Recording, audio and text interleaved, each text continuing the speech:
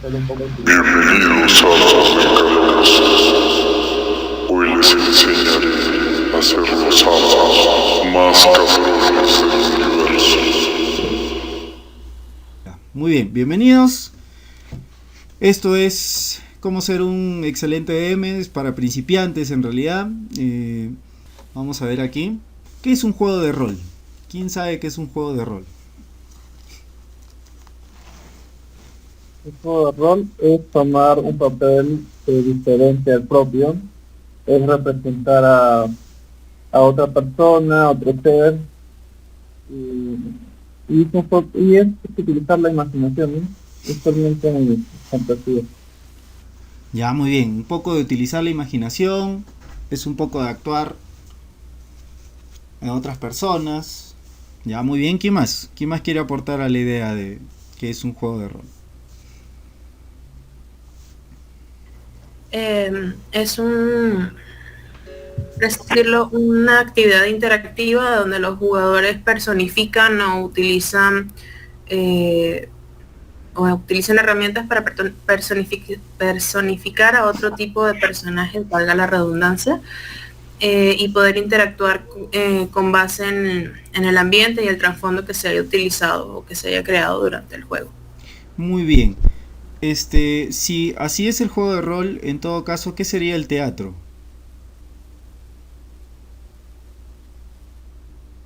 Algo similar, pero no igual, porque ¿Y en cuáles entre serían las comillas no lo diferencias? presenta. Pues yo diría que el teatro se basa más que nada en una historia un poco específica, más determinada. Tienes guiones, tienes una secuencia que ya existe. En cambio, en el juego de rol tienes la libertad de que puedes interactuar, puedes improvisar, las cosas varían dependiendo de lo que ocurra o de lo que tú decidas hacer como persona. En el teatro todo está milimétricamente calculado con base en un guión, en cambio acá nunca sabes qué esperar, digo.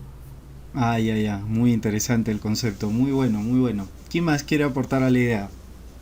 Además de que en un teatro, por ejemplo, cuando se juega un juego de rol, digamos D&D, todos se sientan en una mesa y simplemente nos expresamos, ¿no?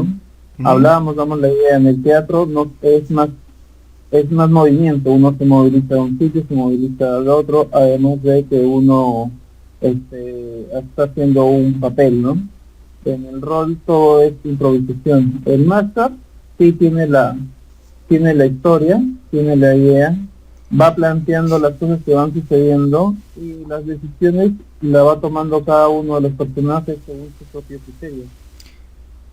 Ya, correcto. Entonces, si el Dungeon Master en este caso plantea cosas, o sea, va planteando situaciones, significa que no todo es improvisado, ¿sí o no? En realidad el DM se encarga de elaborar como que un diagrama de flujo de todas las posibilidades y casuísticas que los No, personajes, la- no los todo está integrantes traten de improvisado, realizar, ¿no?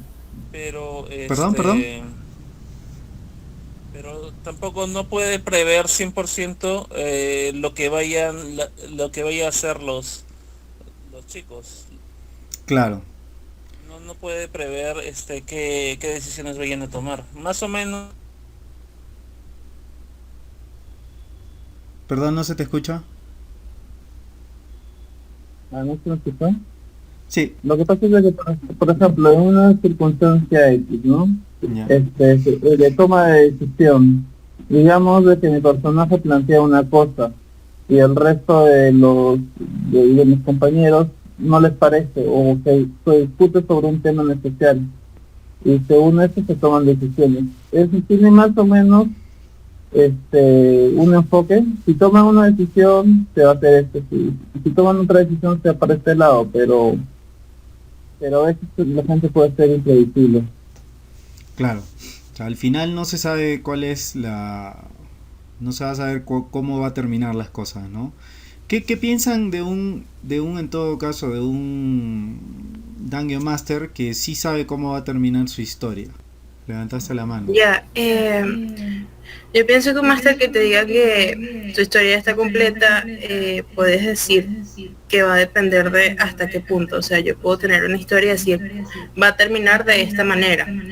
Ahora, cómo va, o sea, lo que es la parte del desarrollo y todo eso, pues va a depender mucho de los jugadores, porque está esa forma inesperada. O sea, yo puedo decir, ajá, comienza una historia y sé que va a terminar cuando el dragón muera.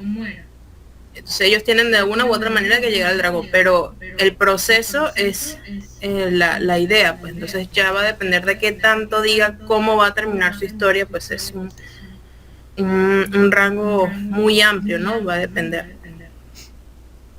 Claro, porque si no caeríamos en el hecho de que ya no sería el juego de rol, sería, como describieron por ahí, un teatro, ¿no? Es una puesta en escena de alguna historia teatral.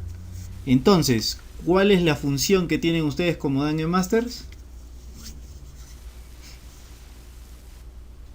Guiar a los jugadores a través de la historia, o por así decirlo, como dice el compañero, a través del diagrama que hemos creado, pero permitirles tener esa libertad creativa de poder tomar decisiones que pueden, si bien acortar, bien alargar o bien modificar hasta cierto punto la historia. Claro, de hecho pueden modificarla radicalmente, ¿no? Entonces uno sirve como mediador. ¿Qué más? ¿Qué más encajaría en la función del Dungeon Master? ¿Quiénes me pueden apoyar con la idea?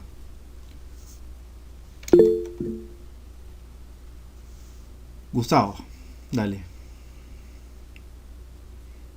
El Dungeon Master es una guía, principalmente para aquellos que recién se están empezando con el rol. Porque, por ejemplo, a pesar de tener los libros, no me dio el tiempo de leerlos y el Dungeon Master te guía, ¿no? Por ejemplo, para levelear determinadas cosas yo te recomiendo tal, o qué dados usar, qué cosas, como te va enseñando con el transcurso del juego, cómo poder desempeñarte mejor. Es un mentor para la gente que está en la mesa. Ya. ¿Qué más? ¿Tú qué dices, Mike? ¿Tú qué quieres iniciar?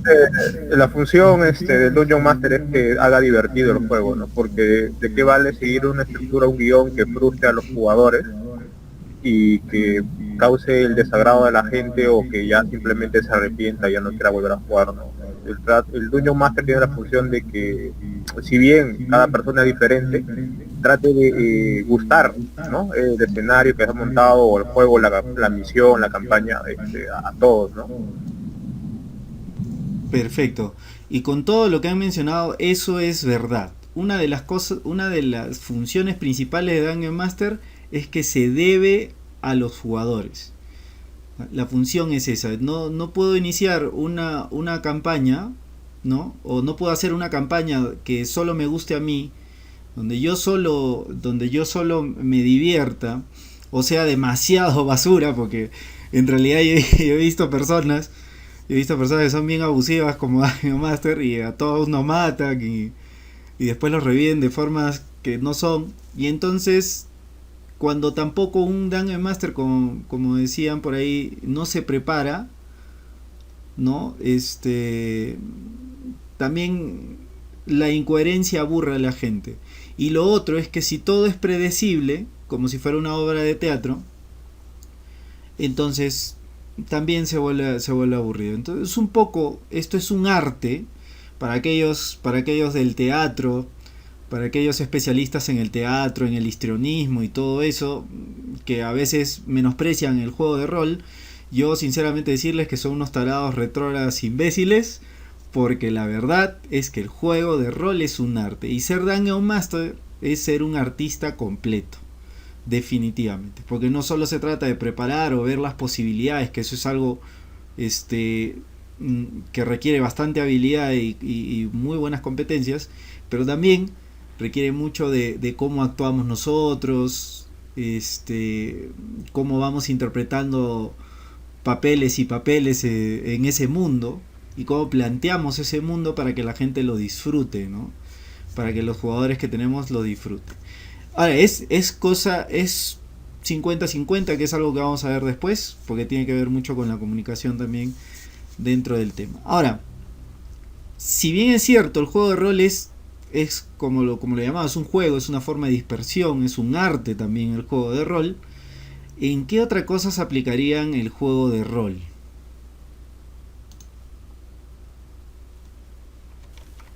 ¿En qué otros aspectos, por ejemplo, podría aportar riqueza el juego de rol? ¿Dónde más lo podríamos utilizar? ¿O solo es para divertirnos? En la educación también. En la educación, muy bien, ¿no? Se aprende jugando, pues los niños se sueltan, se memorizan cosas, se desinhiben, porque mucha gente que es tímida, al tomar otros roles, dejan jugar su imaginación y hace que entren en mayor confianza. Muy bien, Gustavo. ¿Quién más quiere opinar?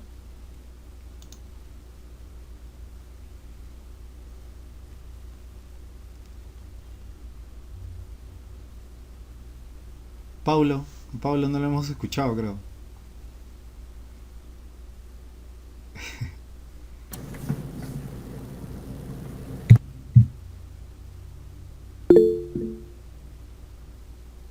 Paulo, sin roche, ¿eh? Sí, participé en el taller presencial. Creo que las aplicaciones que puede tener, llegar a tener los juegos de rol son muy amplias, ¿no? Pueden ir campos de la psicología, de la educación. Justamente estaba viendo hay una cuenta en Instagram que se llama Lanza Iniciativas, lo debes conocer, que está en Lima, que ellos utilizan técnicas psicológicas para tratar con empresas, incluso, ¿no? Para el tratamiento de juegos de rol con empresas. Y el último post que han sacado hoy día era sobre eso. Cómo en vez de destruir un monstruo tienes que empatizar y conocer al monstruo para no destruirlo. Y así comienzas a establecer un tipo de vínculo con esos seres, ¿no? Entonces, creo que hay muchas aplicaciones que se le puede dar. Genial, muy buen aporte. Sí, de hecho, en el tema organizacional, yo que me he especializado en ese tema como administrador, pues yo lo he aplicado bastante, ¿no? Sobre todo, a veces se ha tenido el problema, ¿no? ¿Quién no ha tenido un jefe de porquería que lo odiaba? Discúlpeme, yo soy bastante apasionado, pero cierto que no, que hemos tenido un jefe malo, ¿no? Hemos tenido un jefe horrible, todo. Pero el asunto es que nadie se comunicaba con él, o sea, nadie quería hablar con él como para decir vamos a arreglar el problema, porque los problemas al final se arreglan hablando, pues, ¿no? E imagínense que con el equipo de trabajo diseñamos un tema de rol donde a él le quedó el personaje justamente de un ogro, pues, ¿no? Tipo Shrek. ¿No? Y entonces ha sido bastante revelador para el equipo de trabajo. Edimar.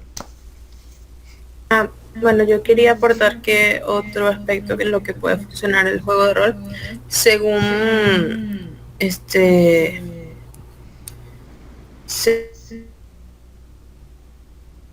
según ya cada quien su profesión, pues eso se puede aplicar de varias maneras. Por ejemplo, cuando tenemos bloqueo creativo o cuando queremos buscar una perspectiva diferente de un concepto o una historia que tenemos, el poder rolear la historia con otras personas te permite abrir puertas o abrir nuevos caminos o incluso ayudarte a salir de ese bloqueo.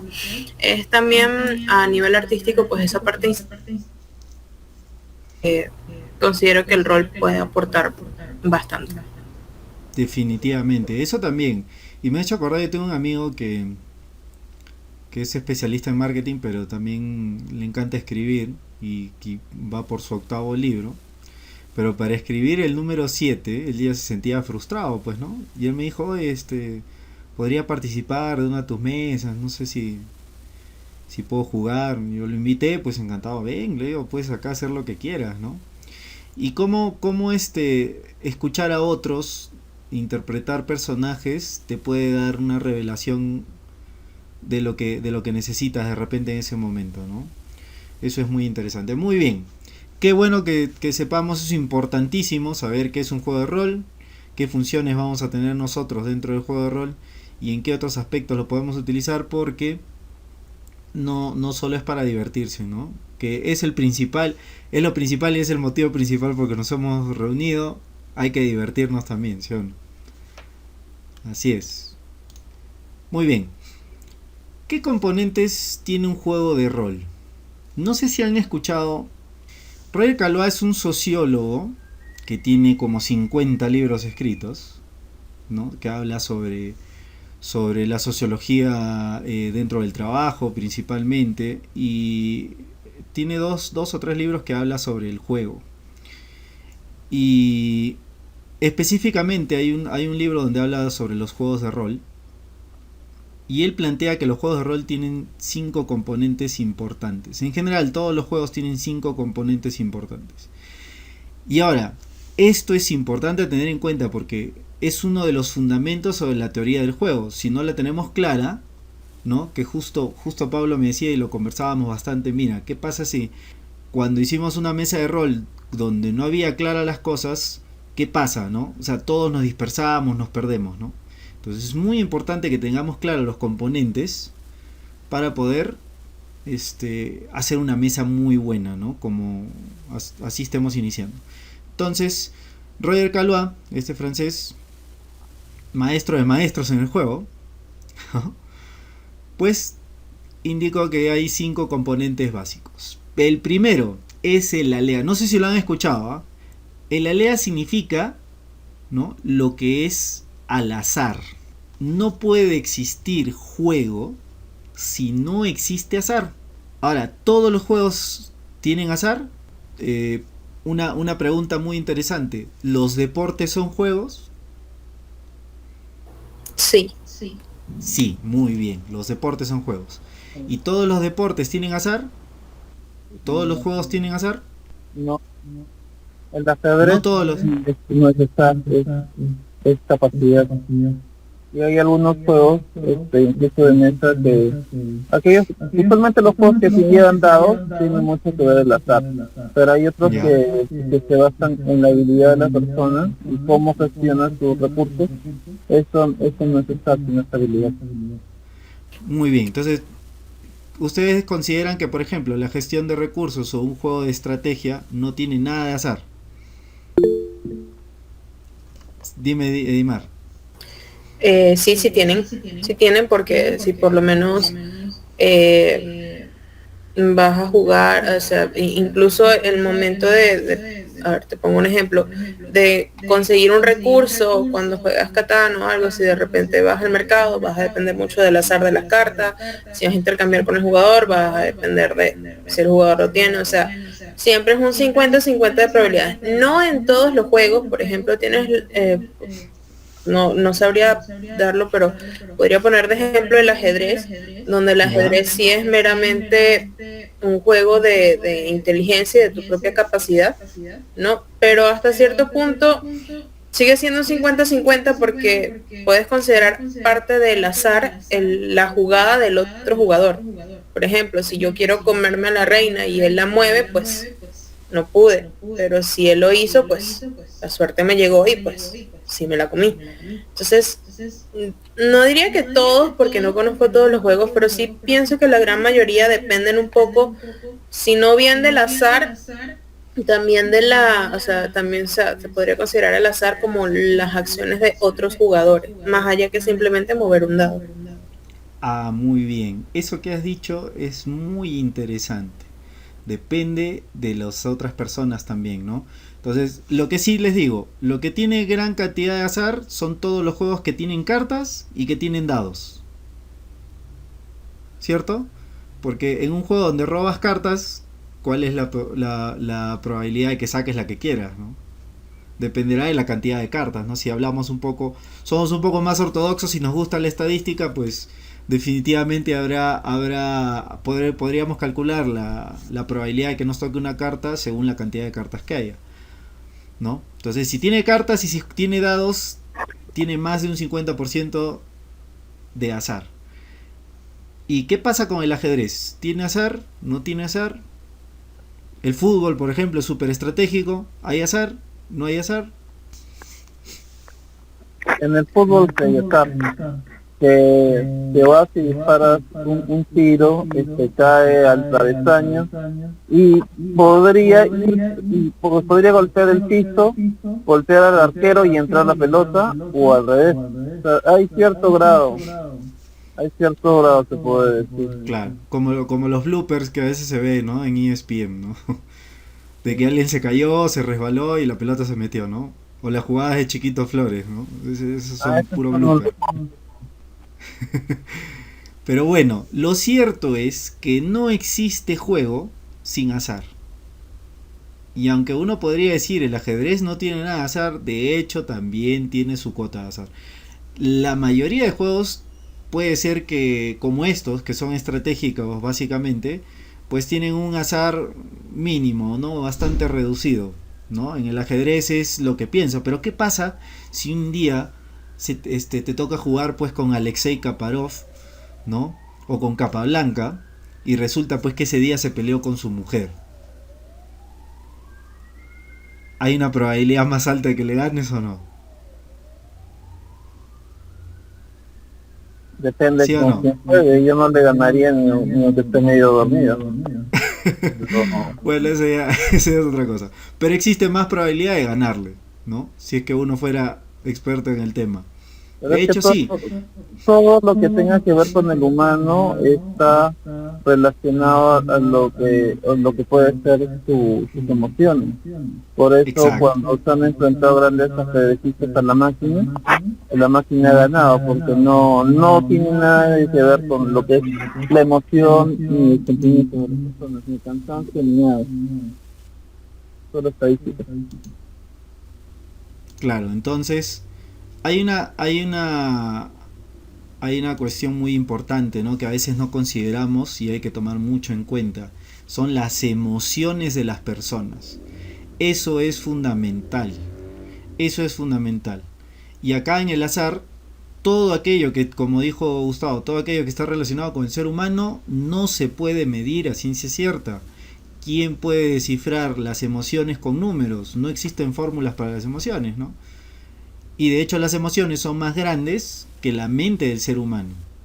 O sea, de hecho nos mueve más lo que nos emociona que lo que es lógico para el ser humano. Eso tengan en cuenta. Entonces, muy importante. ¿Por qué? Porque hay que considerar también que si el Dungeon Master no conecta emocionalmente, imagínense, ¿no? Un poco difícil. Listo. Lo segundo, ya tenemos primero el azar. Todo juego está compuesto de azar. Lo segundo sería el agón. ¿Qué es el agón? El agón es el antagonismo. O sea, en el agón dice, acá hay dos personas que antagonizan. Pero quiero decir algo. Este sociólogo decía que no existía ni el bien ni el mal. O sea, no existe ni el bien ni el mal. Simplemente en antagonismos quiere decir que no estamos de acuerdo o mi objetivo no es igual al que tiene el otro jugador, ¿no? ¿Cierto? O nuestros objetivos se cruzan. Por ejemplo, en el fútbol, pues cada equipo quiere ganar, ¿no? ¿Cierto?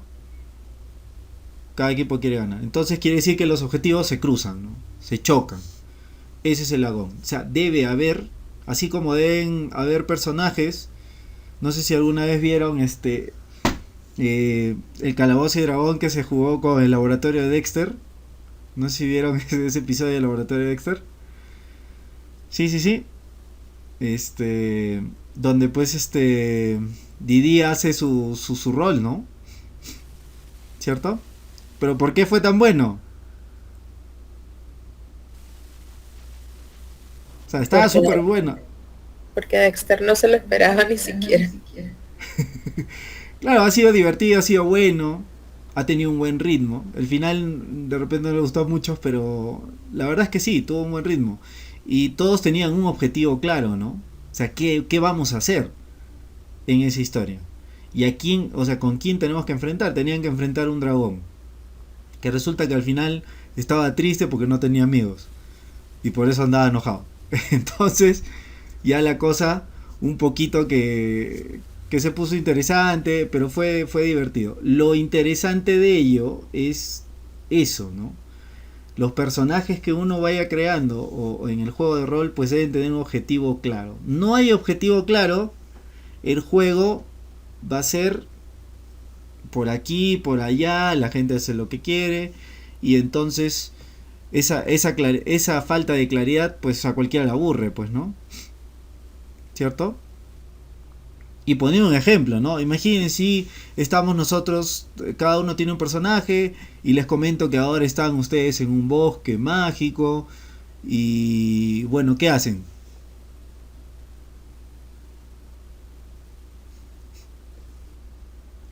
¿Qué hacemos? No sé, pero vamos a comer, ¿no? Dime, Dimar.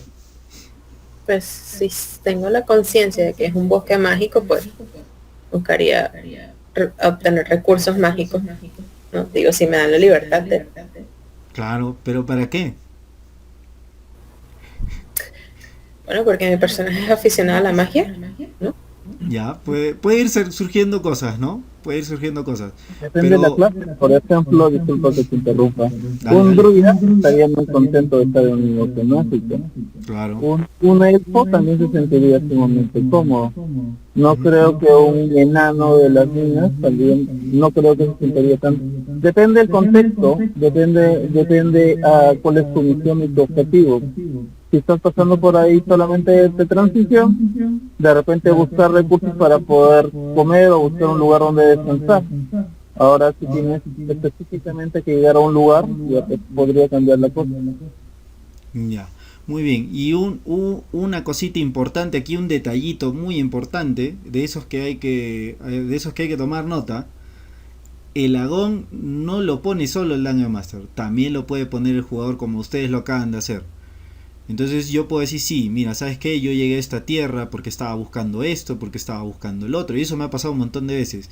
Hay jugadores nuevos que entran en una historia y dices, bueno, porque de hecho, eso ténganlo en cuenta como Dungeon Master, jugadores van a entrar y salir, ¿no? En algunas ocasiones, principalmente en historias largas, ¿no? Entonces hay jugadores nuevos que se crean y de repente tú no contemplaste ese jugador, ¿no? Y bueno, y entra y dice, sí, yo la verdad es que he salido tomando el enano, ¿no? Yo he salido de las minas, porque en realidad he querido, yo soy herrero y he salido al mundo para aprender otras técnicas de herrería, porque quiero llegar a mi pueblo y ser el mejor herrero de mi pueblo. Ah, ya, perfecto, ya tiene un objetivo personal. Perfecto, y aparte ya le puedes ir dando el objetivo que ya tiene todo el mundo dentro de la historia, ¿no? Que es lo importante. El Dungeon Master, sí o sí, eso sí, debe darle el objetivo y la meta a la historia que se está jugando, ¿no? A la historia que se está jugando. Y después los jugadores pueden ir creando sus propios objetivos personales, ¿no? Ir viendo sus alineaciones, como dicen los libros, ¿no? No sé si alguna vez los han leído, los han revisado, han jugado. En los libros dice eso, pues, ¿no? Ya sabes que puede ser caótico, puede ser bueno, puedes tener este perfil, puedes tener el otro, ¿no? Muy bien, hasta aquí, dudas, preguntas. Así que teniendo eso debe haber mímesis. La mímesis significa es cómo me involucro en ese mundo, cómo conecto con el mundo. Y como Dungeon Master tienen que ser parte del mundo. Por ejemplo, y vamos a empezar a practicar porque no sería un taller pues si no practicamos, ¿no? ¿Ya? ¿Cómo actuamos los personajes? ¿Cómo actuamos los personajes que tenemos? Si han sido jugadores, ya saben que ustedes se ceñían solamente a actuar el personaje que tenían, ¿sí o no? El que habían creado. Pero ¿cómo hacen para actuar la infinidad de personajes con que se encuentra un jugador si ustedes son Dungeon Master, ¿no? Hay personajes X, ¿no? Que muchas veces aparecen de la nada. ¿Ya? Por ejemplo, y vamos a poner. ¿Quién quiere empezar? ¿Quién quiere empezar con la práctica? Ya, Pablo, muy bien. Pablo, eres una ancianita que vende pociones. Ponle el nombre que tú quieras. Minerva. Eres una ancianita que vende pociones. Entonces yo soy uno de los jugadores, me voy a acercar a ti ¿Qué nombre le vas a poner a esa señora? Le voy a poner Minerva. Minerva. Yo voy a ser un personaje, un jugador X, ¿no? ¿Estás listo? Ya, listo. Con voz de tía, toda. Acuérdate del té de tías en tu casa. Ya. Buenas tardes, mi señora. Buenas tardes, joven. Oh, señora, ¿sabe qué? Me encantaría poder adquirir pociones. ¿Sabe usted dónde las podría conseguir? Ah, joven, usted ha llegado al lugar indicado. Tengo una poción de sanación que le revivirá todas las energías que ha perdido. Oh, sí. La verdad es que he perdido más que mi propia energía. Pero así entre nos, señora. ¿Cuánto es el precio? Son 10 monedas de oro cada una. ¿Qué cosa, señora? Usted me quiere engañar. Eso es demasiado. Pero lo que vendo es de calidad, no son las pociones que encuentran en el mercado. Deberíamos probar con algún perrito por ahí a ver si no fallece cuando la tome. ¿Está insinuando que yo vendo cosas de baja calidad? No, señora, mis disculpas. No se enoje.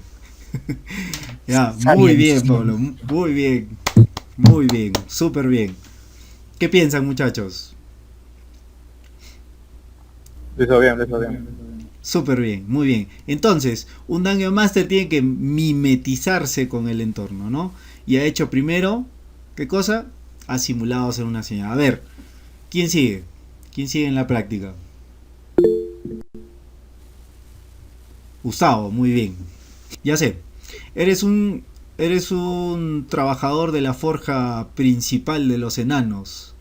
Trabajas prácticamente dentro de la montaña, moviendo la maquinaria, y ha habido un problema con la maquinaria. Entonces yo como el señor enano he venido a averiguar qué es lo que ha pasado. ¿Listo, Gustavo? Listo. ¿Cuál sería el nombre de tu personaje? Y esto es importante, ¿ah? Porque de la nada un jugador puede salir y te va a decir, oye, creo que estoy viendo a alguien en la esquina y parece ser un caballero de etiqueta. Me acerco a él y lanza el dado, ¿no? Y te pregunta el nombre de ese personaje. Los jugadores hacen eso. Entonces sí hay que tener la mente así, lista para improvisar. Vamos a ponerle Vamos a ponerle a Larak, por ejemplo. Ya. A Larak.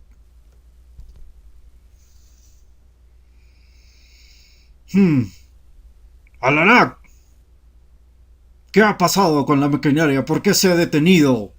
¿Por qué no estamos forjando metal? Señor mío, es lo mismo que nosotros nos estamos preguntando. Estamos buscando todas las posibilidades que pueda haber fallado, pero aún no logramos dar con ello. Pero no se preocupe, que en cualquier momento lo solucionamos. Confíe en nosotros. En cualquier momento no arregla el problema. Quiero saber cuándo. Nos han pedido un cargamento muy grande de metal y no podemos dejar de venderlo. Tú lo sabes, Alarak. No creo que quiera ser sustituido y enviado hacia las afueras de la ciudad. No se preocupe, mi señor. Usted sabe que puede confiar en mí. No por nada tengo tantos años de experiencia trabajando para usted. Jamás le he fallado. Y puedo asegurarle que en este mismo momento arreglaré el problema. Bueno. Vaya usted. Pero inmediato. Sí, señor. Muy bien. ¿Qué les pareció? ¿Qué les pareció, chicos? A ver. Esa ya, muy bien.